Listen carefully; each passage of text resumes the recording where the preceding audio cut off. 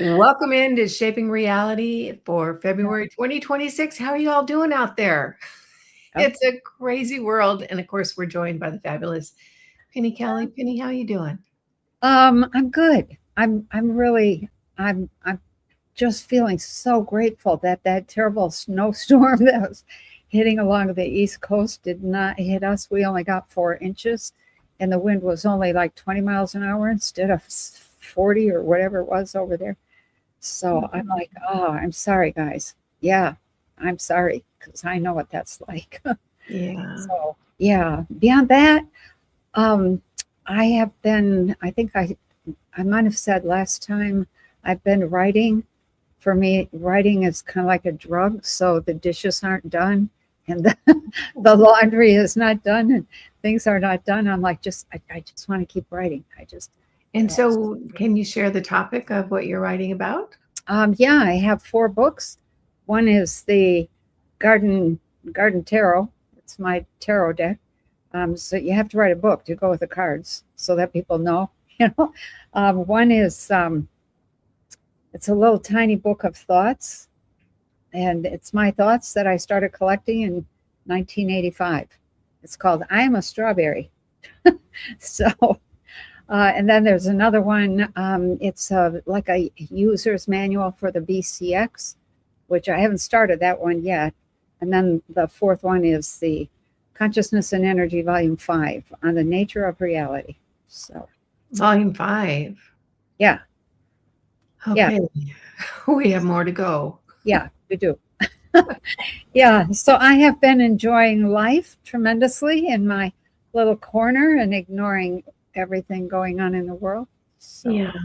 Well, yeah, speaking of the BCX, did you haven't seen this? This is John White's.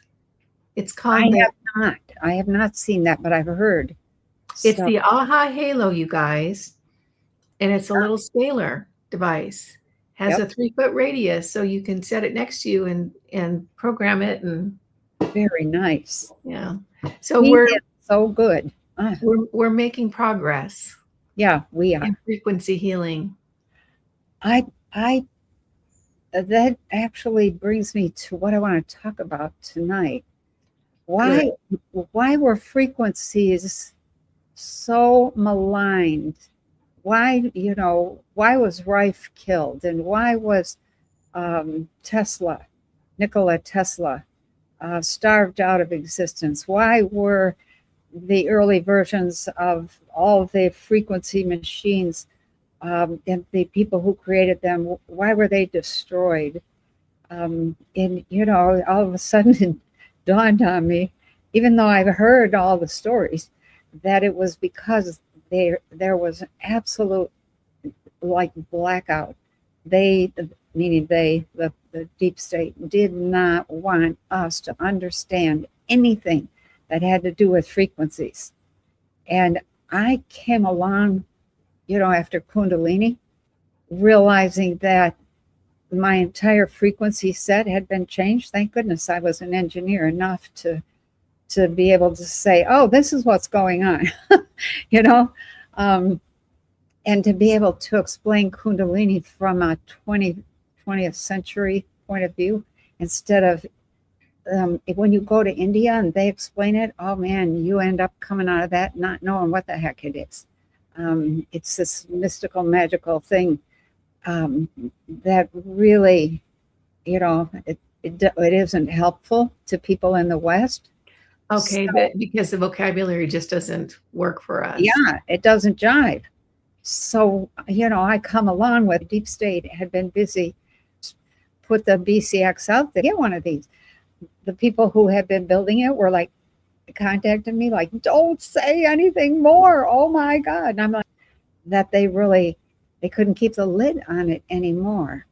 And that whole thing around um, frequencies and consciousness and ETs, which are all what I want to talk about tonight, um, that that just kind of got blown open, and they have tried to pretend that their whole way of invalidating people is still good, but it's not. It's not. we know too much. We have evolved too far. We have too much information, and that it's a wonderful, wonderful thing that we are starting to get this whole thing about frequencies. So so let's talk about the ET thing for a minute. Did you ever think for a moment, um, why now? Why are ETs showing up all over the place over the last, I don't know, 20, 30, 40, 50 years? Why not? We've got how many thousands, millions of years on this planet? So, what would you say off the top of your head? I would say that because humanity has gotten to a place where they feel like there's an opportunity to have a meaningful interaction. Okay, that's pretty good. Hopefully they have. Yeah. So, I think some of us have a large, I don't think that the people that are really ready for it are in the majority, but I think it's a large enough minority that they feel like they can get a foothold. right, right. So, what happens? What would we say to all those people who have had the experiences if it turned out that we could not ever prove that there was such a thing as ETs and UFOs? What would we say to all those people? Why have all those people around the planet, almost every country, has had, some sort of ET experience? What would that, how would we explain what happened to them if we couldn't go any further with proof? Well, one of two things would have to happen. Either they would be ostracized or kind of looked at sideways as they have a mental problem or an issue, or what they're communicating is not true. And the other thing is that we would probably, what I see, we would ignore it. Well, yeah, It there's would act probably like some it of didn't that. exist. Yeah. Okay. So when you have so many instances of ET reports, stories, abductions, sightings, people like, what's his name, William Thompson's book, Selected by Extraterrestrials. I haven't read many books on ETs because I always felt like I didn't need to. It's like, no, I've got my own experiences. And it's a long-term relationship that I've had for the whole life. And so, I can't cite a whole lot, but I've read two things. One is Whitley Strieber's Communion, and the other is William Thompson's Selected by Extraterrestrials. And what is so clear and obvious is that we're being, if ETs are not real, we have all these people saying, hey, reality is different than what we thought it was. What do we do about that?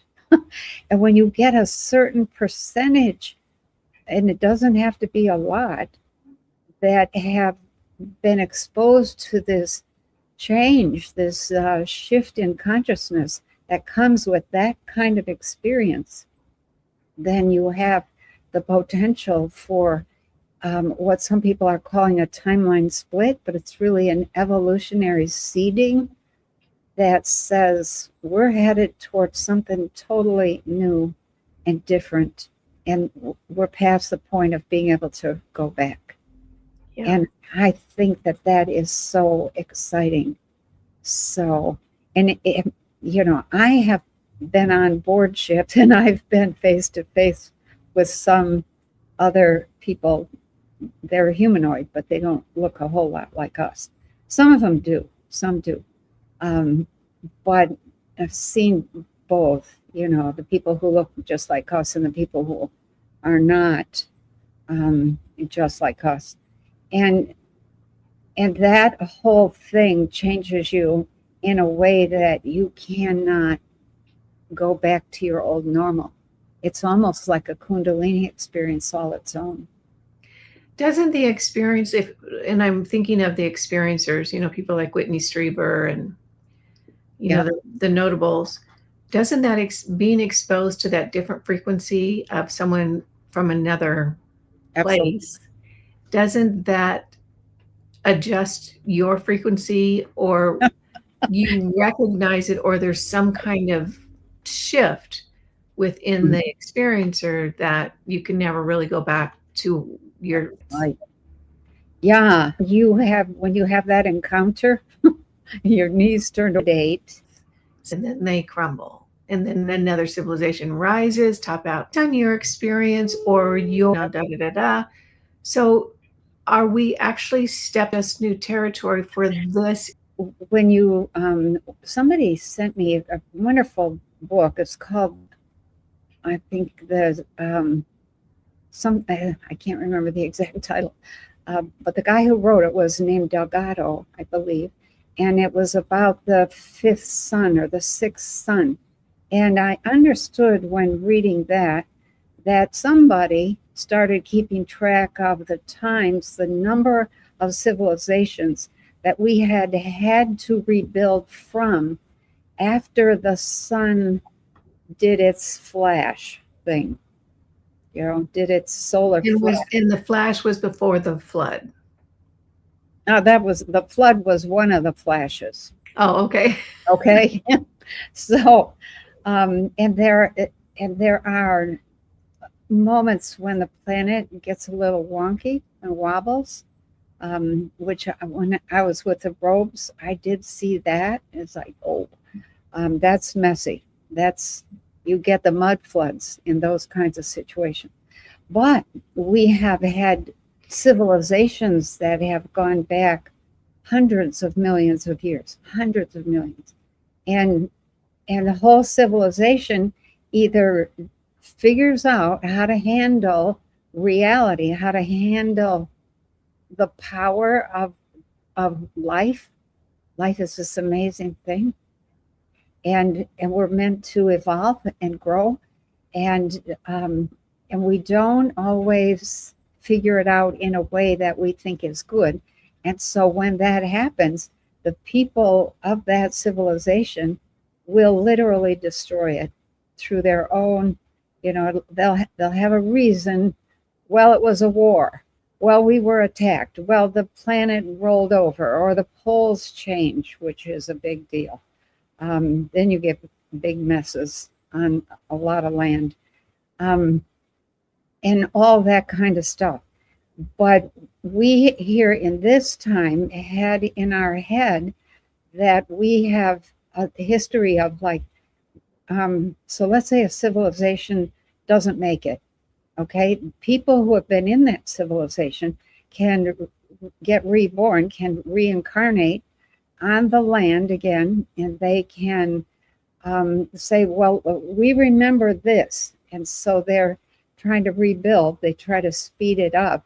And sometimes it's a pretty quick process. Sometimes it's not so quick if they go back to primitive. Takes a little bit longer. But the goal has been to be able to evolve to the point that we can handle with our own creative consciousness anything that we need to create, to avoid, to institute, to destroy, to put in place, to take out of place, whatever is required, in a way that is loving and has a sense of humor and is not afraid of violence or aggression, and knows how to channel that, because aggression is really part of the creative drive within the human. So is violence. And so we say, oh, that's bad, but it's really part of that creative drive. And what's good about it is, how are you going to respond to that? That's the critical piece. It's the response. And to get creative and to be generous and to say there's enough for everybody, those are things that we are not doing right now. And so we're likely to destroy ourselves we're not careful. And this year is the turning point. This year is a critical point. Okay, can I stop you here and just kind of try to summarize to make sure we're all following you? Okay. All right. Yeah. So I'm definitely out of the box today. but I like it. I like it a lot. I'm just trying to ask the questions that I always wish I would have asked 2 days after our conversations. I'm trying to actually ask them. Yeah. So what I'm hearing is that there is a cycle of advancement that happens with each civilization on the planet. And it also sounds like that the souls that are involved in may continue to choose to be involved in the next go round and the next go round and the next go round. And they will, on a higher level and a more of a collective level, kind of bring in information they think might help them get further along the next go round. That's right. It almost sounds like, all right, so we have heard from you and others that Earth is an experiment. This is, human, this is an experiment. And so we keep trying to get it right. And every time we come down, we learn something new about what works and what doesn't work. And then we go out and try it again. Right. Is that correct? That is pretty much correct. Okay. So I would add that when, like for instance, an individual is having a life on planet Earth in 2026, and maybe they were an individual who died in Pearl Harbor, or they were a slave in Roman times, or whatever. Lots and lots of people. I've looked at a lot of past lives, and most people have very ordinary lives. It's amazing. And the ones they love best are the simple ones, the ones where they were, life was good and they had a few kids and a wife or a husband, and they got old and died. And that was it. People, it's amazing. So anyway, you have a whole collection of lives that's all of those lives are what make up your soul. Your soul is your big consciousness, okay? The whole self. So when you come back, if the civilization redefines the soul as something else or never defines it at all, then the people never really get the idea that they have access to all that wisdom, all that experience, if they will go inward and learn to connect using frequency with those other selves that they have been. And we have not done that in this world, in our time. We have in this particular civilization. You're not necessarily talking about your lifetime or my lifetime. Right. You're talking about this iteration of Earth humans. Yeah. This group of humans has pretty much been so in love with external things. Whatever it's been, from the steam engine to glass window panes in their little hovel to whatever. We just haven't been encouraged to look inside. And the religions that existed before Christianity that did encourage that were wiped out. And I also am realizing that I had an odd experience just this last couple of weeks in which I was reading, or I was watching, and I think I talked about this with JC a little bit, a video, and the name of the video was the 3 dreams that everyone from Tartaria has in this day and age. And I came up on my feet and I clicked on it. I was busy doing something. I was only half listening. But they got to this point where they were describing what they saw in these dreams, and it was exactly what I had written about in Consciousness and Energy, Volume 3. And so it was like, what? So I sat down and started the whole video again and thought, oh my gosh. And listened to the talk and the stories and the things that they were talking about. 4,000 people have reported that same dream, that same set of dreams. And for me, it was just a bunch of memories, a bunch of pieces that I finally put together when I was writing Volume 3. And it just set me back on my heels. And I realized that that's how we got to this topic tonight, that the reason that Tartaria was wiped out was because everything they were doing was about frequencies. They were using frequencies for everything, for healing, for education, for everything, to manage the weather even. And that it came down to, it's either frequencies and we can't have the control that we want, or we have to get rid of them. So they got rid of them.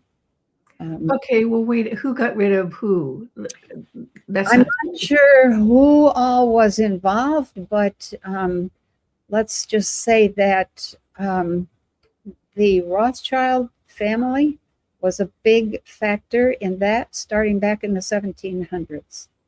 And it continued to today. So if that is the case, if they were wiped out because of frequencies, then that would be a very good explanation of why frequencies were so suppressed.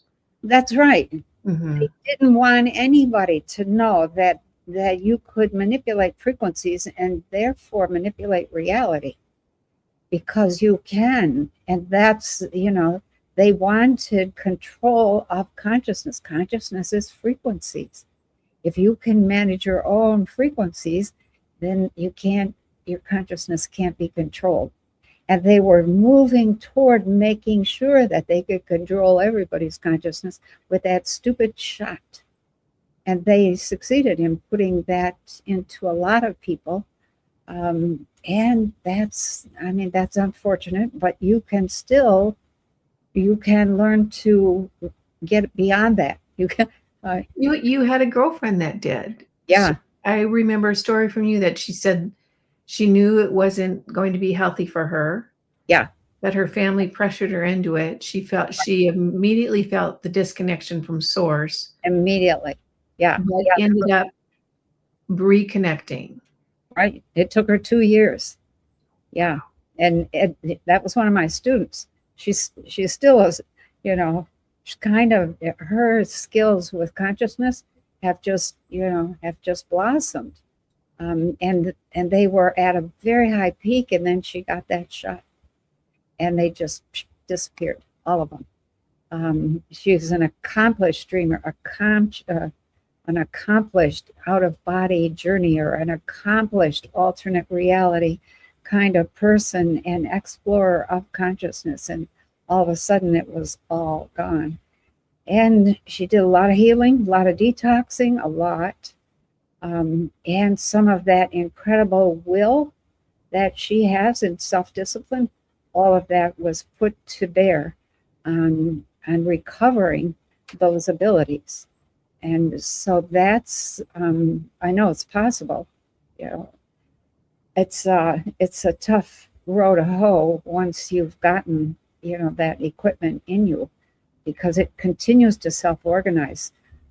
But we have this knowledge of frequencies that is spreading in a lot of different directions. And as I look at what's happening in the world, and the other night I thought I saw a UFO in the sky. It was dark, it was late, it was like, holy cow, maybe it was a star. It was too late for me to go get binoculars and look, etc. But I thought, I've never seen that particular star in that particular location, and the thing was huge.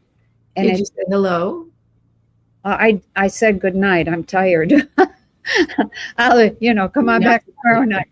But it wasn't there the next night. So I thought, well, okay, you know, All it, right. So I it's want to kind of dig a little deeper into this, where okay. we're at in the conversation. So if Yeah. we keep this cycle going on Earth, and the reason I'm thinking about that is I heard a little short lecture on the civilizations that were in Mexico, and they were, the gods came down and they had to sacrifice and blah blah blah. Same old thing, same old thing. So Yeah, we're I know. we're going through these cycles. What's the end goal, Penny, or is the goal the experience? It's the experience. The goal is to be able to to the get through physical life to the point, and I've had to revise my theories on this. So, breaking news. Um, we are moving toward and need to continue learning how to handle creative power because we're moving toward letting go of the body. Now, we humans here on this planet, I thought for a long time that the goal was to hang on to the physical and not just turn into light. So a few months ago, um, I had a conversation with one of the ET people that I am in communication with, and they said, you should stop saying that because you already are light. It's too late to not turn into light. You're made of light. It's the physical stuff that you're trying to hang on to, but it's a pretty big damper. And the goal, and I've heard this before, but I didn't really want to think about it at the time. It was like, no, I want to be part of the group of immortals. Well, to do that, you have to let go of the physical and keep your consciousness together and learn how to generate a body of light that looks just like a body. And so it's like, okay, all right, this is kind of, I got to retract what we're doing here. But the goal is to get through all of the lessons, as much insight and wisdom and grace with every situation, gracefulness and smoothness as you possibly can, so that when you are no longer faced with the very limited number of situations that physical reality presents, and you're out there in the bigger reality where much more is happening, you need to keep that centered, graceful ability to use consciousness. Boom, like right now, instantly, you're in tune with everything happening around you, and you're responding and moderating, and I'll say managing, for lack of a better term, what is happening. And that's the goal. And then you ascend from there and you evolve from there. So, Okay. So first of all, I'm disappointed. I want to keep the body. I do too. And you can. There are people here that have kept the physical body. And the reason I say that, and maybe some of you watching will agree, there's just a lot of cool things that come with having a physical body. I know. A lot of experiences. There's the food, there's touching things, there's feeling the wind on your face. I know. The beauty. There's beauty Yeah. in so many things. Yeah. It's just delicious. Music. Of course, you can hear music anywhere. Right. But the physical is pretty special. It is. So if Yeah. the goal was to organize your consciousness enough, focus it enough, be in charge of it enough Yes. to go towards immortality, not go back into the soup again. Right. Why go here? Because there's so many different, and my understanding is there's so many different civilizations where they're not in physical form, and you can. Right. Why this reality system to accomplish that? Okay, because you can't handle those realities that are not physical. You're going to stay in the physical, at the physical level. There's a lot of different physical realms, and they all offer something special. Some, one that I've been in has extraordinary physical capabilities. So you can run, like we drive cars like 50, 60 miles an hour. You can fly, you can jump. If there's a river in your way, you jump over the river. And it doesn't matter that it's a quarter of a mile wide.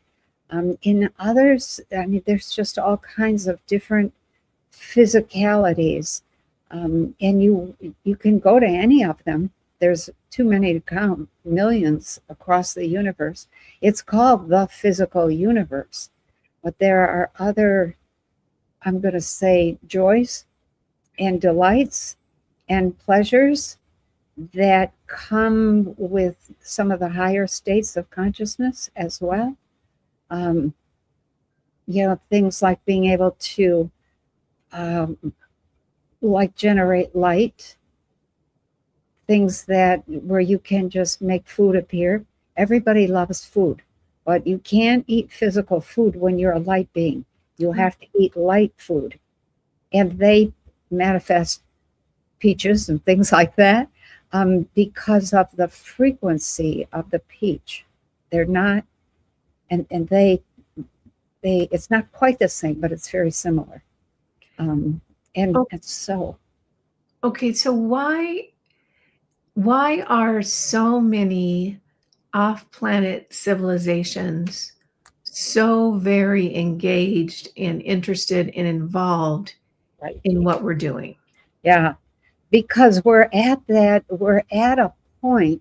First of all, they're hoping that we will not allow the takeover that was in progress to happen. And I think enough people are awake that it is not going to happen. And that's been a slow, bitter pill for the people who left. Let me say it this way. There were people who started leaving a couple of years ago. Some stayed saying, it's not over yet. We still have a chance. So are you saying that some people left, their higher soul decided to leave because they didn't feel like it was going to work and they didn't want to hang around for the ugly stuff? No.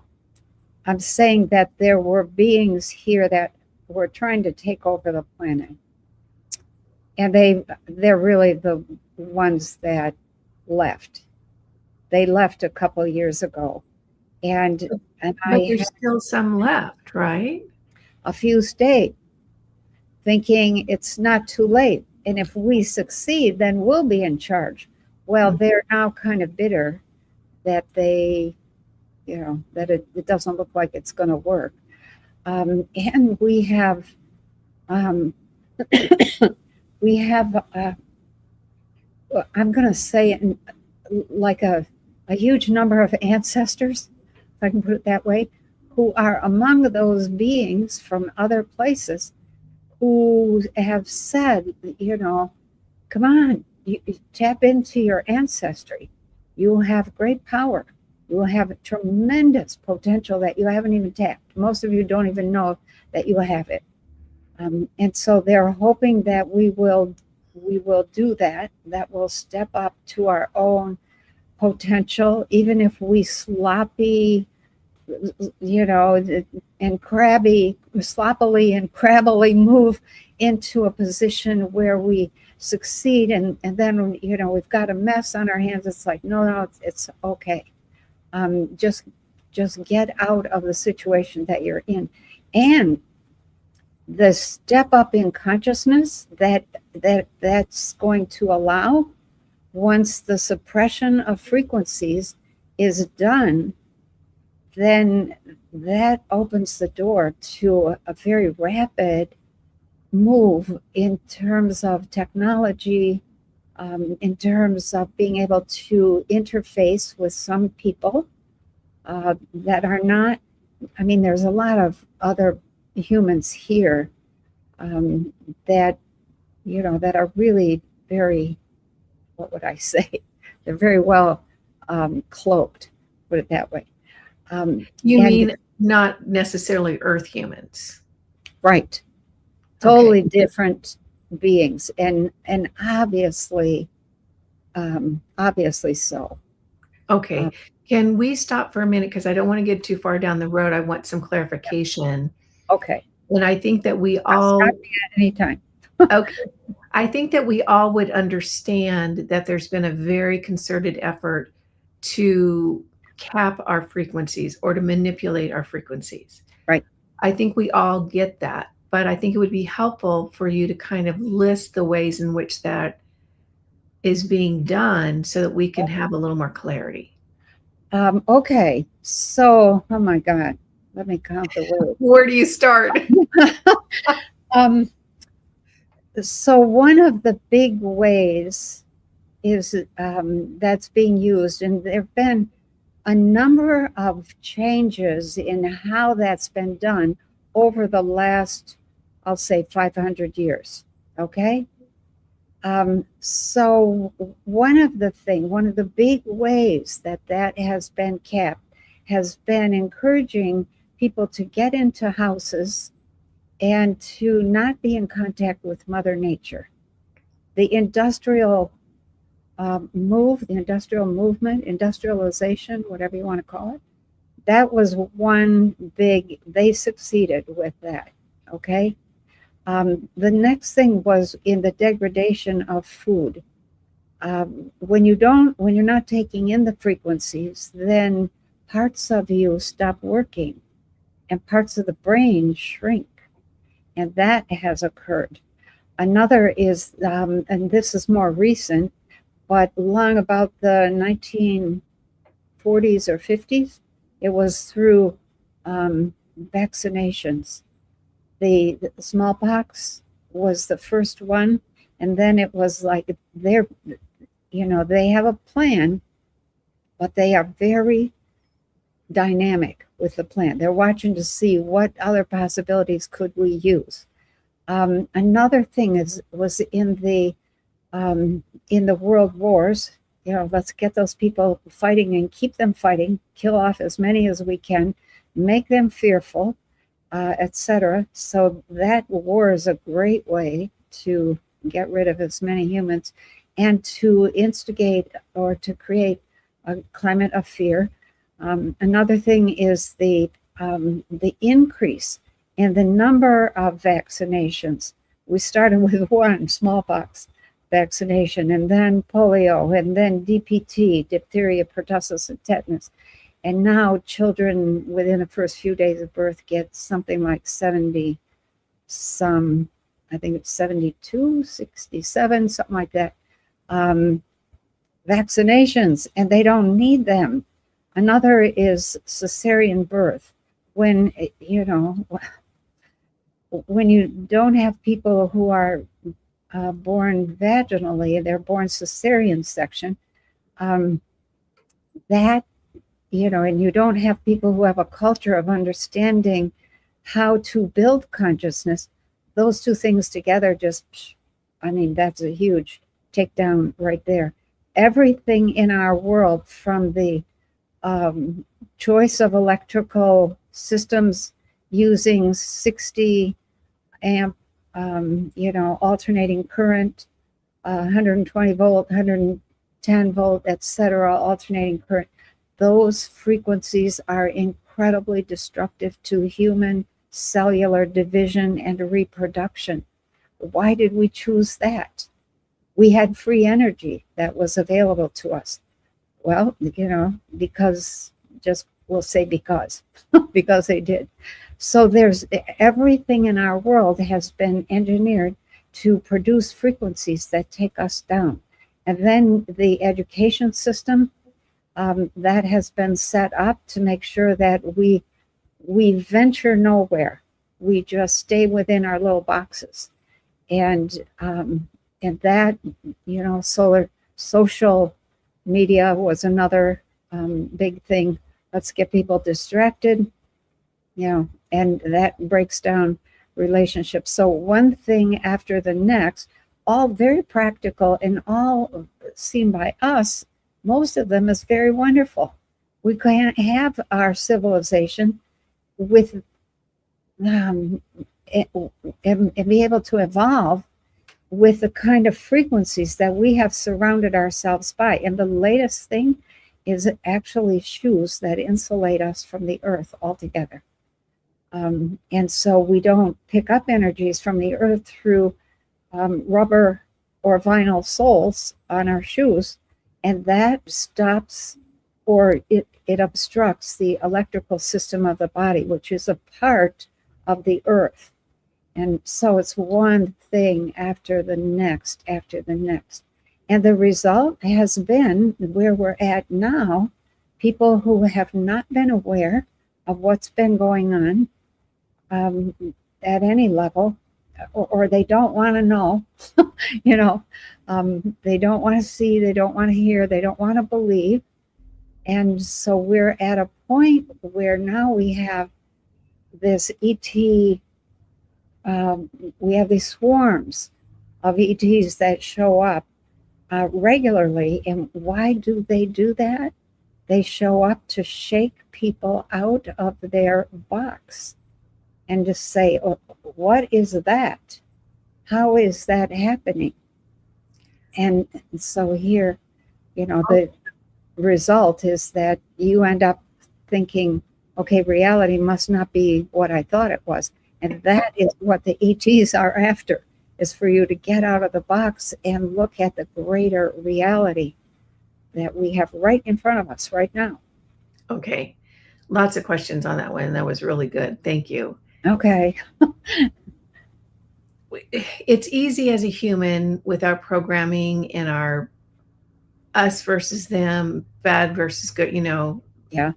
thinking to where my mind goes is, okay, we've had all these obstacles put in our way for us to create that connection. That kind of the game is coming down into density and seeing if you can get back up again. Right. So were these challenges that you just listed, everything from the vaccines to the education system to the shoes or this or that, it's easy to say, well, that is the bad guys doing that to us. Or is it us working with the other side, with the bad guys, in order to set up a more challenging obstacle course to strengthen our ability to climb back up again? Okay, we were on our way toward an absolutely fabulous reality and an understanding of frequencies. We were right there. With Tartaria? Yeah, and that was just destroyed. We do have some people that have made connections with some of the ETs.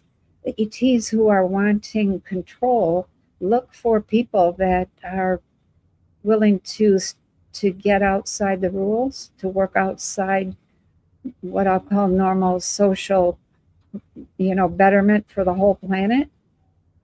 And they, it's like, I probably should post that recording I did a couple of years ago. That was really, look, this is who I am, this is where I'm from, and this is what's happening on this planet, and this is how they are doing it. And just very briefly, religion is the first step, and then the destruction of a small group of people. They ruin a small group of people. They get into a distant village somewhere, and they either kill the parents so the children are left half wild, or the children they go to live with somebody who's not as nice, and those children are psychologically damaged.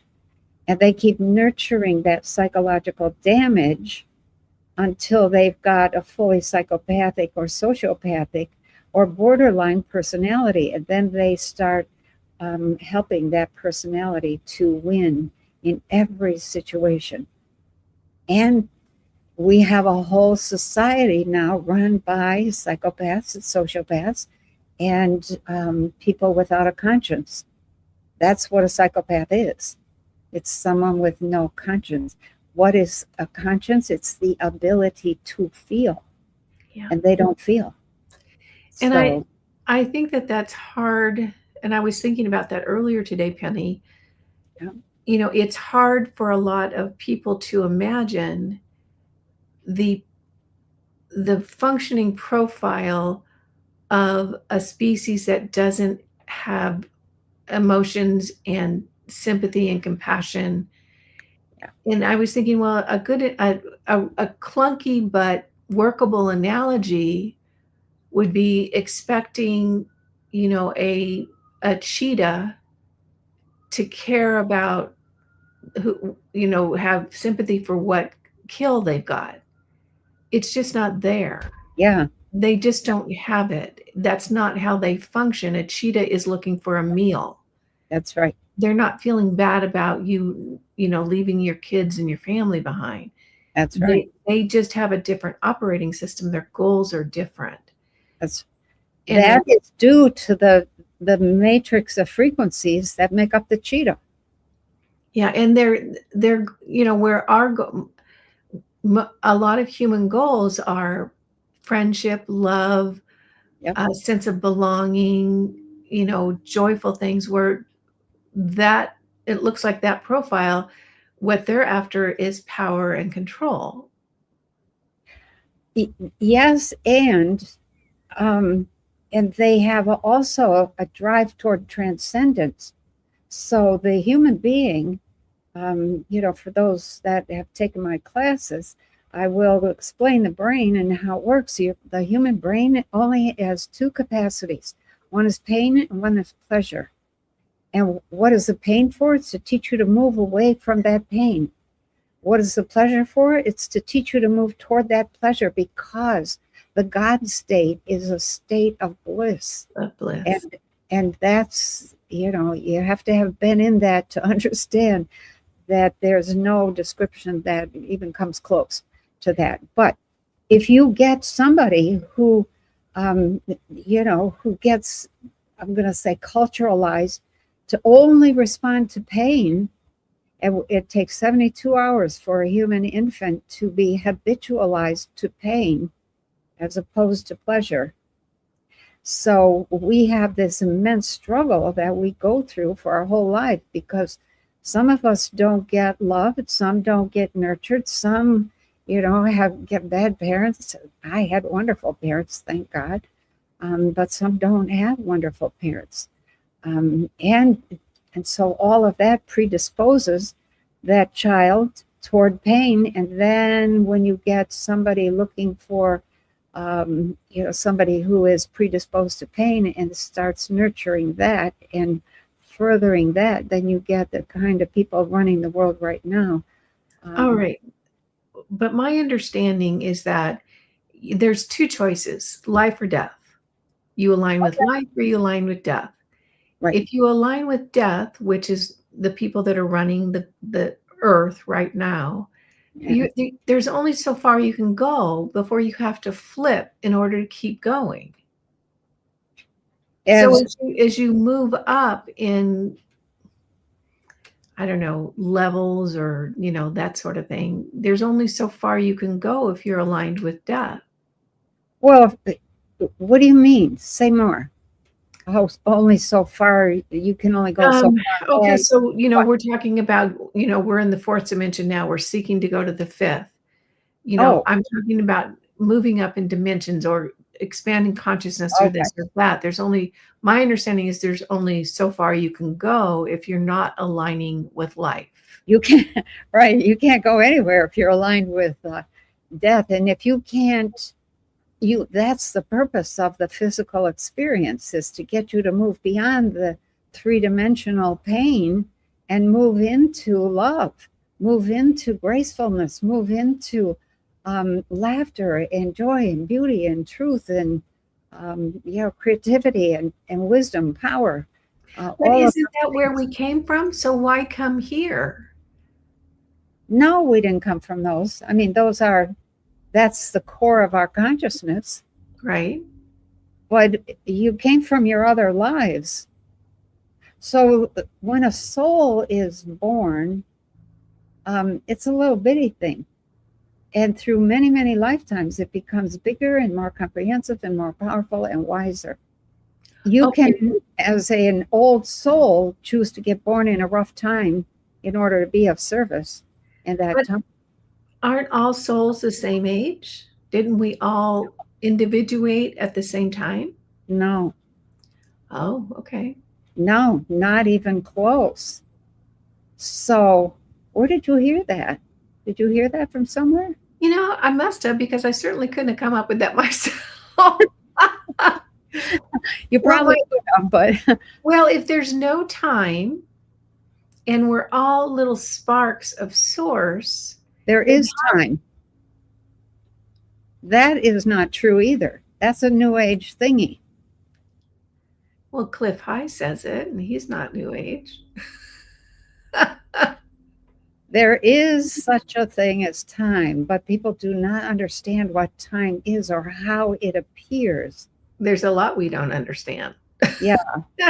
Okay, right. So let's go back to, so there is source, whatever you want to call it. There's the primal energy, that state of pure bliss, that that core energy. Right. How does it happen, Penny, if you know, that a spark of that or a chunk of that individuates in an effort to become immortal? How does that happen? Oh my God. Okay. So there's a basic process. You have the source, and it is absolutely silent and still. There is no body there. There is no civilization. It's just this immense eternal field of source that you can't describe it. When you've been in it, even when you've been in it, you can't describe it, because it is so, it's this gigantic emptiness. It's empty of everything. No motion, no movement, no color, no people, no places, no past, no present, no future, no nothing. Nothing is there. There's a thought there or an awareness there that doesn't move. And when that awareness starts to move, if it has a thought, and the thought is I am, then it sparks the opportunity for what I'm going to say, for frequencies to begin aggregating. Okay. And they self-organize. And that aggregation, it becomes a particle, and then the particles recognize one another. Oh my, there's other particles here. What can we do together? The drive to build something bigger, better, beautiful, it starts right from that beginning movement. So I'm just going to take an isolated incident, and this is not going to fit well with those people that are very religious, but this is how it works. Let's say that you are a young mother, okay? And you want to get pregnant, and you dream about getting pregnant, and you want a baby, and you imagine holding the baby and talking to it and feeding it and loving it and caring for it, raising it. And that, and you end up having a baby, okay? It could be that that's a brand new soul. It doesn't often happen because people look for bodies to inhabit, but it could be a brand new soul. And it has experiences here, grows up, dies. Was like, oh my God, that was a wonderful experience. I want to go back there, and I want to do some more, learn some more. We are much more, it's kind of a lame example, but we are much more powerful in terms of creating than we think we are. So maybe you never get pregnant, but you have created this energy of an individual that you were going to love, and that was going to be this perfect child. That also creates, and that can start a whole new soul, who then goes through the whole process, which may involve hundreds, thousands of years of experience, depending on how fast that soul learns. So it's much messier, and it's much more right in your face, creation is, than you might think. And a soul is just a grouping of frequencies that recognize we could work together. We could do something together. And they do. So. Okay. Thank you for that. I love when the whole plasma thing comes out, I'm going to be so thrilled because I love the whole topic. And I'm sure there's going to be so much great information. So I want to ask an off topic or a kind of a weird question. Okay. And then I want to move into why the ETs are showing up, why they show up in certain places, why they show up to certain people. Yeah. Okay. What happened to Tartaria? How was it destroyed? Was it melted? It almost looks like it was melted. Well, there were a series of things that happened. The first thing was that occasionally on planet Earth, the Earth wobbles pretty seriously. And some of those are minor, but they're huge destruction. Huge. It's also, I shouldn't say this, there are beings who are capable of making a planet roll by altering the magnetic field, the electromagnetics of that planet. They can get it to tip or tilt or whatever. And I suspect that the last time there was a planet roll, which I think was maybe like 3,000 years ago, maybe 1,500 years ago, that may have been assisted by some people who wanted to see more destruction. So they wanted the planet, so they had to get rid of the people on there. Okay. Right. Okay. So so we had this whole civilization. It was all across Asia, the whole thing, almost top to bottom, side to side. The life that I remember was in Mongolia, and it was amazing. I'll just leave it at that. But that was some difficulties. They recovered and rebuilt, but I think there were some other things that I don't know about in there that had to do with difficulties with climate. When the planet rolled, if you have somebody who's 10, 12, 15 feet tall, they need a lot more food than somebody who's 5 feet. And a lot of people died just because there wasn't enough food. And I think that was a result, and I'm kind of guessing here, but I think that was a result of that roll of the planet. And then we had, from that point forward, let's say 1,500 years ago, whatever happened, there are some records that say the sun didn't shine, didn't come through the clouds and the mist. It was like twilight for like years and years. Around 575 AD. At that point, there were some real battles. Our history, none of the history that we know is correct. So, so I don't want to say too much. It's too much cognitive dissonance for people. But along about 200-300 years ago, in the middle of the 1700s, there was some kind of war that we have not been told about. You can see signs of it here and there, but it wiped out a lot of people. There were still some people left. They rebuilt again, and wiser and better. But then along came the Rothschilds, and this was actually a vision that I had of the father, Meyer Bauer, Amschel Bauer was his name. He was a refugee from the Tartarian region, and he was living, I don't know, it looked like somewhere in either Germany or somewhere in that area. And he was in a ghetto. He was Jewish, and because he was Jewish, he wasn't allowed to live with other people. All the Jewish people were in the ghettos. And he was walking home. This was the vision. He was walking home. He had a gold shop. He was a gold trader. And even though he had managed all this money in gold for all the rich people, he was not rich. But there were a bunch of little boys that were running around him, and they were making fun of him. And it would have been the same situation as a black boy in the South here in the U.S. in say, the 1800s.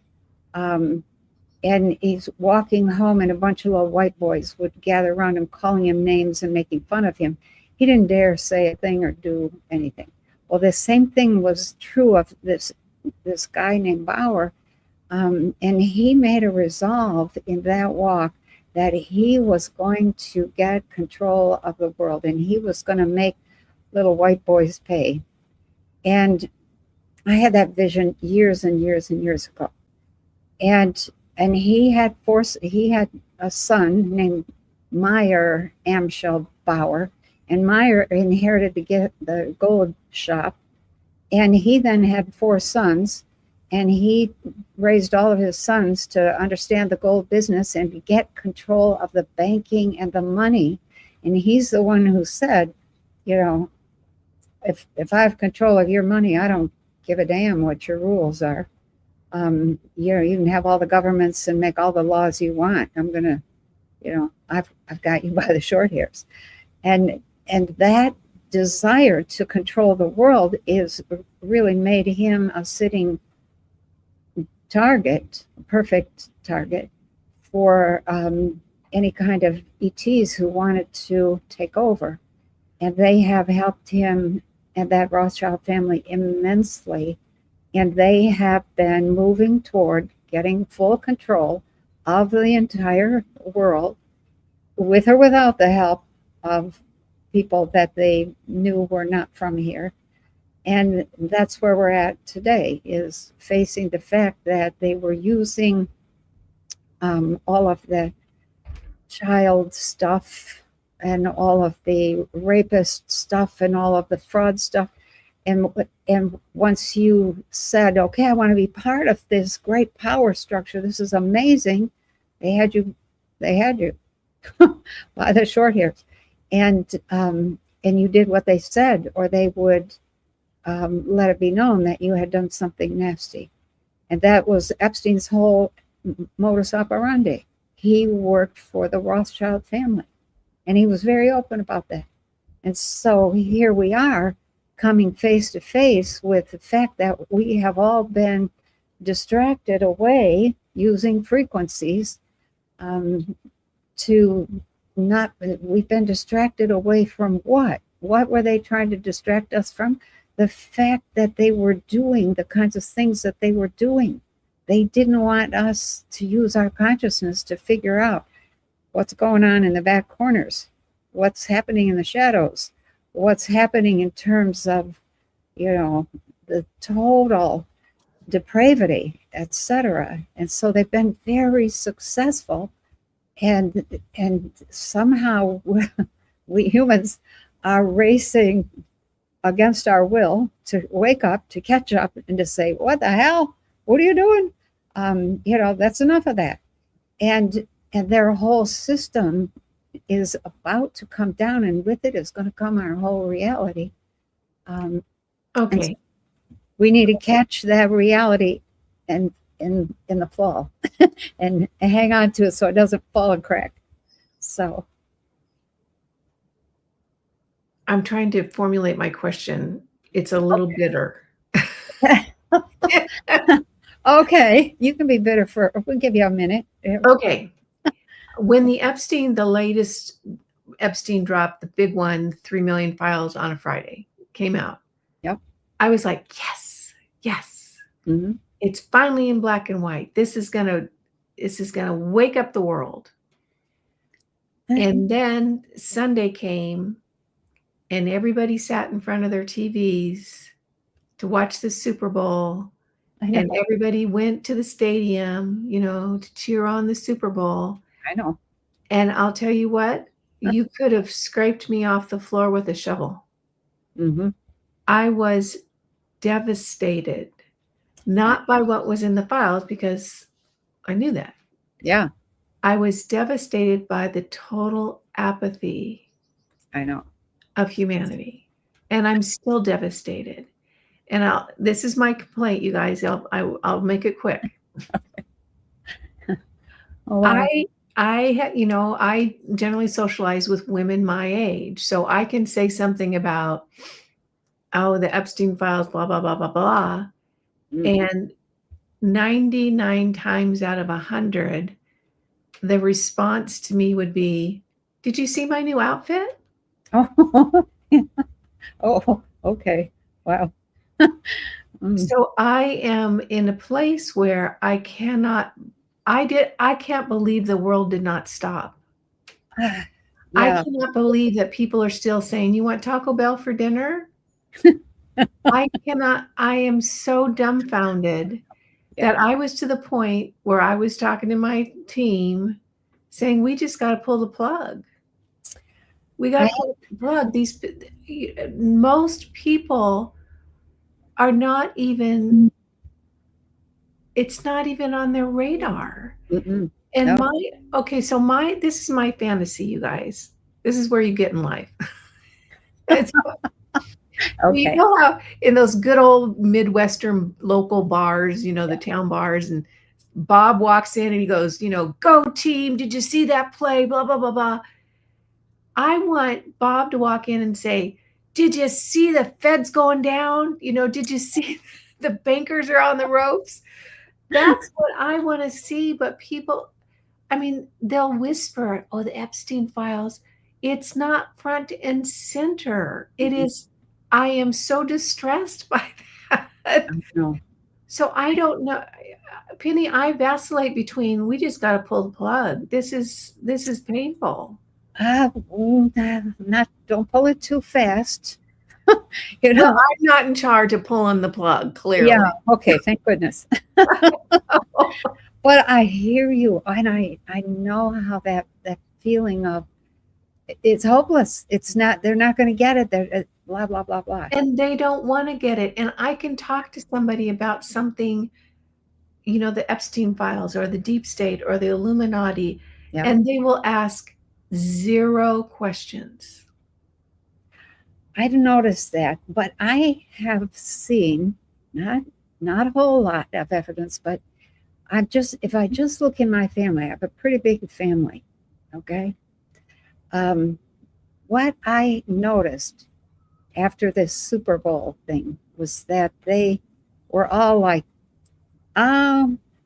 you've seen one, you've seen them all. I was like, what? These were guys who were playing fantasy football like crazy on 6 different fantasy football teams, arguing with one another about this Patriot and that Seahawk or this, whatever, whoever, for the last 25, 30 years. And when I said, well, did you see the halftime game? Or the halftime, what do they call that? The halftime show? The answer was, no, the one that the NFL put on was stupid. We watched Kid Rock. He put on a different halftime show. That was totally different. And so I went looking to see what was different about it. And what was different was that Kid Rock said, look, I've had enough of that Satanist crap. We're doing something that's decent. And I was stunned. I thought, wow, these are grown men and, 30s, 40s, 50s, 60s that are saying something's not right. something's not right. They're getting the feeling something's not right. And they don't know what it is, and they're just beginning to dip their toe into, the kind of trafficking that was going on, the kind of fraud. They've been paying attention to the money, and they know that something is really rotten in that area. But my thought was, oh wow, we're moving in a direction that says, the normies are saying something's not right. They don't quite maybe get it all, but they're not oblivious. Okay, so I hear what you're. There's hope. I hear what you're saying, and I can see little glimmers here and there. Like I have a girlfriend who's in the medical profession. She got a couple of the, but she's not getting it anymore, so she's kind of, and then I see people walking away from alcohol. People are not drinking like That's they the same were. thing. I'm noticing that too. I think it just doesn't fit with the frequency anymore. It just doesn't, That's right. So I see that. For me, maybe I'm expecting too much. I expected the world to stop. I know. For everybody to just stop Like, and say, yeah, and surround every government building and not, just stop. They're not stopping. They're still playing pretend in the Matrix. Yeah. What about what's happening, the little bitty shifts? Why is that so attractive to the ETs? Like, are they seeing something I'm not seeing? Are they knowing that once that change starts, that it accelerates? Like, what is it that because they wouldn't be hanging around here unless it was interesting, would be my guess. Or encouraging or exciting. Or hopeful. Yeah. Okay. So it's the same thing as the reason that I came here, the reason I volunteered for this, what looked like an easy job. Joke's on you. Yeah. It's this knowing that if you can shift one consciousness, then that one is going to affect at least 5 to 10 more around them. And that if you just, keep on keeping on, it's slow. It's a slow slog of a process. And I remember when I started teaching, that was 1980. So what is this, 26? However many years that is. 46 years. Yeah. I started teaching intuition and consciousness way back then. And I remember thinking, this is useless. But I loved teaching. So I couldn't quit. I couldn't quit. I fell in love with watching people open up and blossom and become these amazing human beings. And they got healthier. And so all of that was really the attractive point. And it wasn't until I had the argument with the ETs on board the ship in which they said it's too late. And I said, no, well, I won't say what I said, but it was like, absolutely not. It's not too late. You don't understand how these humans work. And, it's like nothing. And then boom, the whole thing blows up and changes. It takes people a while to get it. And I said, don't you dare quit. We aren't quitting, and don't you dare abandon us. There's a very good chance. And so we kept on. Okay, so what's in it for them? Like what? A planet that is free, and you don't see. Okay, so you have to have an appreciation for the process of evolving to become these wonderful. There's not very many beings who make it the whole way into the God state. I'll call it that, for lack of a better term, into that incredible bliss and power, wisdom, etc., and still be an individual. So that is such a small number compared to the number of people that will appear or will be generated on a planet. There's all kinds of people at the physical level. There's a little less at 4D, a little less at 5D, less at 6, less at 7, and then you get these amazing beings who are, I mean, you can't even look at them without shielding your eyes because because to look is to mirror for just a split second. And it's a huge shock to your own system. And it's likely to, when I said earlier, you melt kind of for a minute, you liquidate, and then you reform. It's very difficult to reform when you have encountered that kind of power and that feeling. It's kind of like being electrocuted is a good analogy. So, and in a wonderful way. And some of the first encounters I had with beings, they would come up and, put their hands on me, and I thought I was being electrocuted. I mean, that is literally how it feels. Even after Kundalini? Yeah.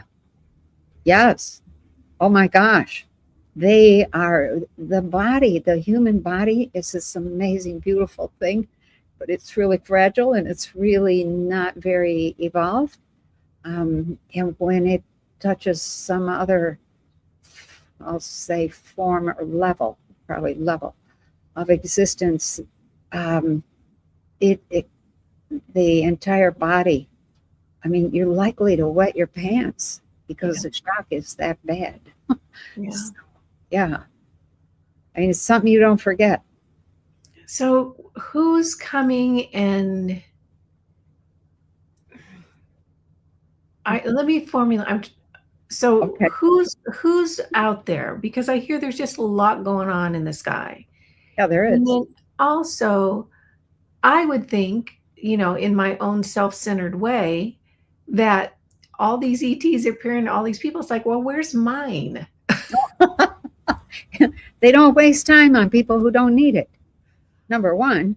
Well, I would think that they would. Well, you've said before that they see the lights. That's true. People light up. I'm lighting up here, Yeah. So, but they can tell immediately. They don't just read your lights; they read your mind. They read your whole symphony. Just recently, I heard the music, my own music, and it woke me right up. It was like, what is? Oh my God! So that must have been so cool. It was so beautiful, and I was reminded, yeah, we have these amazing skills.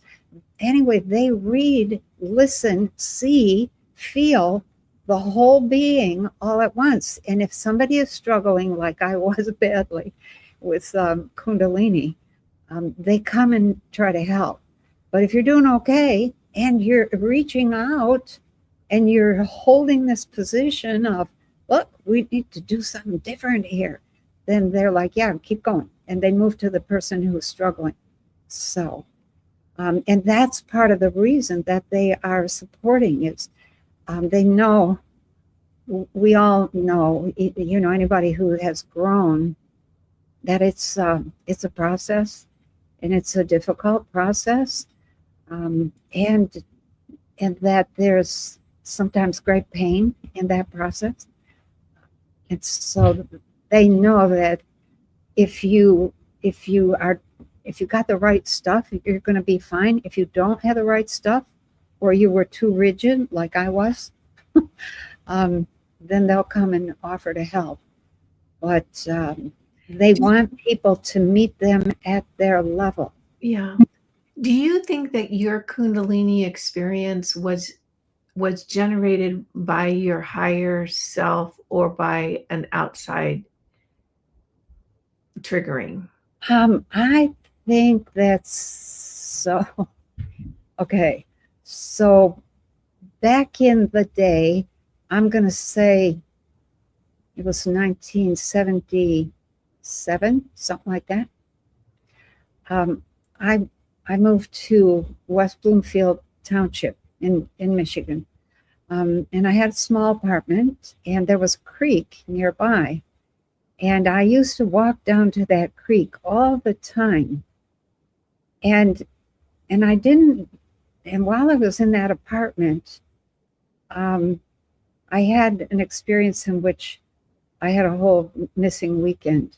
I was living alone. Yeah, I remember that. Yeah, that was, up there in that area. Well, I used to go walking by that creek, and have this vague memory of walking by the creek and coming back and not being able to remember what had just happened. It was one of those moments, and like an hour or two was gone. This wasn't a weekend was gone. This was like an hour. And I remember thinking, and this was totally unlike me at the time, because I didn't know anything, I didn't want to admit a single thing. And this was before Kundalini. They did something to me. That was the thought. And that was such a weird thought that I dismissed it. It's like, where'd that come from? But later, after Kundalini happened, I thought,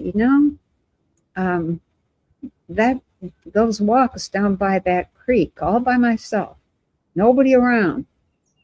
There was something about those walks that I think offered them an opportunity not only to extract me for a brief moment, but to do some things that predisposed me to leave and go back to Detroit and and get a job as an engineer instead of what I was doing at the time. So I have to tell you, I feel like we just started talking. It's been an hour and a half. oh, we should quit. Yeah, we should quit. I can't let you go. We've got like a few minutes, because I know people are saying, talk about what's going on the planet right now. Yeah. Is there any little thing or any little tidbits? Gosh, this was so interesting.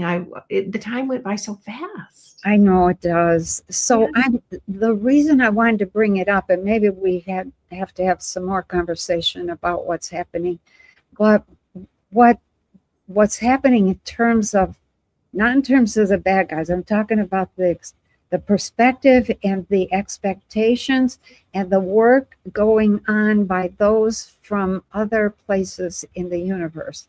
Okay. They know that when somebody has a little bit of a wake up, that, so they can present themselves, so that some people who are totally oblivious will say, oh my God, that looks like a UFO. And it is. It's a UFO. Or somebody gets abducted and freaks out over, etc. Or whatever the experience is. What happens in that moment when that person who was not really looking for that experience is that they end up immediately detaching from their old version of themselves. And they live in this place called the marginal, not the imaginal, the marginal.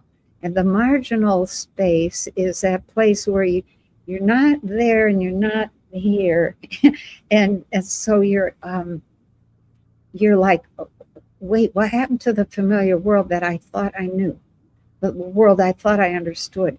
And so what I see happening is that ETs are showing up, sometimes en masse, in places that they know they're gonna trigger some type of like separation from the old system. And that leaves people in that marginal space. And then when the old system falls apart, those people in that marginal space have already been through the biggest shock, which is the separation from that old space.